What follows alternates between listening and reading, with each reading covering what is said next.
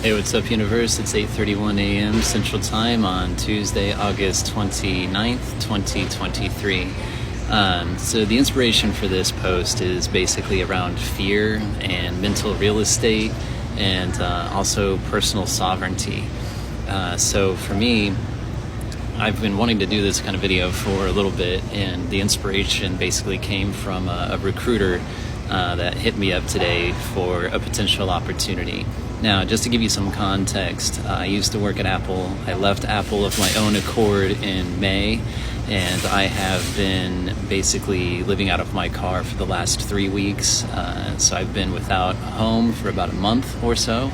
And I need to give you, the reason I give you that context is basically like, I'm not complaining about my situation. I totally am okay with that situation, because part of my belief around personal sovereignty is accepting the consequences of my choices, right?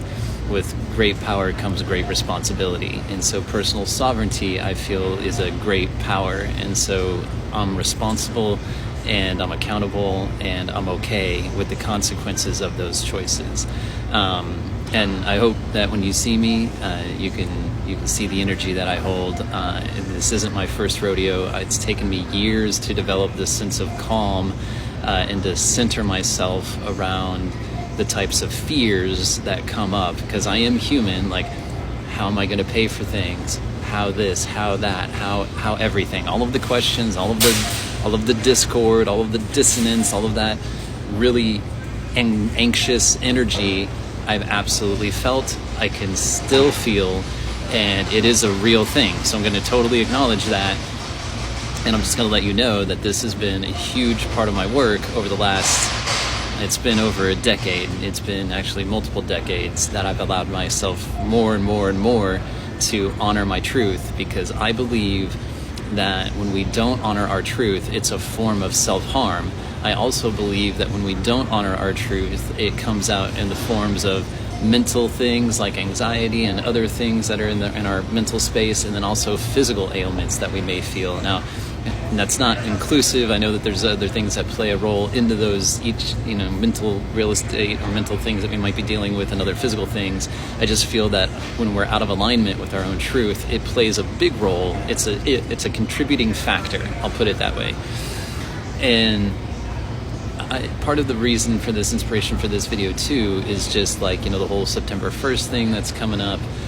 We all know that our system is broken systemically across the globe, and I view that, it's just part of my own belief that we have abdicated our own personal sovereignty from the many, right, from ourselves basically, to a select small group of people. And we are seeing how that's working out for us, how that abdication of sovereignty from our own individuality to the greater good is not really working out. And so I've just felt compelled to speak to our sovereign individuality, because only I know what's right for me as far as my own path and my own truth, and only you know what is right for you as far as your truth and your path. And that's just something that I believe, and that I have been working, that's the space that I've been working from for a while now. It translates into how I parent. It translates into how I navigate and interact in all of my personal relationships. And I have found that when I navigate from that space, it allows me to create a space for others to feel safe, because then there's not this expectation of like how I think they should be. It definitely puts the onus on me as far as how I'm going to respond to that individual and who I am and am not going to be around. There's a lot of accountability and responsibility on my part about how I choose to respond. And so I thought that I would just put that out there. This is a really big conversation, and I would just like to share some of the things that I've sent to the recruiter that hit me up today, and then another recruiter that hit me up last week, to give you an example of these things. Now, I would show you on the screen my messages from LinkedIn. I've tried to share some stuff on LinkedIn, on TikTok before, and those posts haven't been able to be shared. So I'm just going to read these things and I'll share them with you. So hold on a moment. Okay, so for the recruiter today, the company, and I'm gonna leave company names out of it and the recruiter's names out of it. The company is just based out of Florida, so this will give you some context. So I wrote, it's a short what I wrote to this recruiter. I said, "Thank you for reaching out and considering me for this role. I'm going to respectfully decline exploring this opportunity. I personally do not believe that our values align, nor do I feel compelled to support a Florida-based company because Florida's values are not in alignment with my own. I wish you the best on finding the right candidate for the role." Now, could I use the money, so to speak? Sure, I used to make a decent wage while I was working at Apple, and now I'm living off of like about $30 a week, and I don't necessarily know where that's going to come from. So there's a lot of uncertainty in my life right now, and that's part of managing this mental real estate, but it's also part of me taking responsibility for having that personal authority, for having that sovereignty. I would rather have my own sovereignty and face the uncertainty rather than to be plugged in and support a system that is completely out of alignment with my values, both not only just from a company standpoint and from an employer standpoint, but from a general overall systemic issue standpoint. I'm not looking to support a broken ass system, just as a lot of us on TikTok are talking about. So let me read you what I wrote the other recruiter last week. This message is a little bit longer, and this recruiter had asked me some questions that I hadn't answered because I basically just told that recruiter that I wasn't interested. But then he came back trying to negotiate with me, and then I just sent a much longer response. So I'm going to read this to you as well.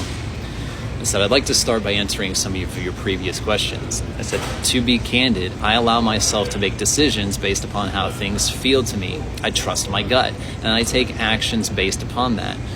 Regarding this previous employer, I took on a consulting role, and after a short amount of time, it became apparent to me that it wasn't what felt right for me to be a part of. There was a consulting company that I did a little bit of work for after Apple. Okay. And I said, I left Apple for similar reasons. In fact, I told my recruiter for Apple how I navigate my life, which I just explained to you. And I initially turned down that offer because it did not feel right, which is true. When I was getting recruited at Apple, I initially turned that offer down because there was something about it that just didn't feel right.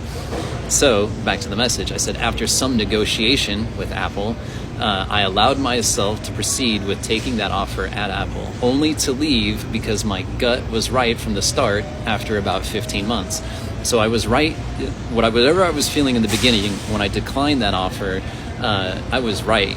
And then after some negotiation, I allowed myself to take the offer. I worked at Apple for about 15 months, and then it became apparent that I was right from the beginning, and I left. So back to the message. I said, regarding my wage expectations, I would like to know how much this company that they're negotiating with me for. So I would like to know how much that company values the role. I'm also curious, since I'm going through this recruiting company, how much difference in pay I would make if I were to just apply for the role directly.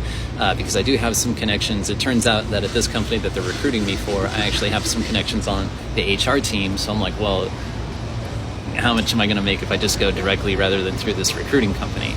I said, these statements are not to be antagonistic, as I've always enjoyed working with this recruiting company because I've worked with them before. And I said, at the same time, I know the value that I bring to companies that I work for, and I'm willing to assert myself on this point. I said, in short, at this point in my life, I'm willing to take the consequences for living by my principles and also embracing my talents and value that I bring to the table.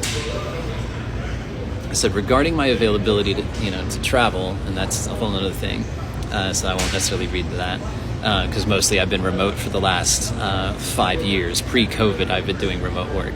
I said, I understand how this may sound. My principles and demands may seem unreasonable. That may be to some.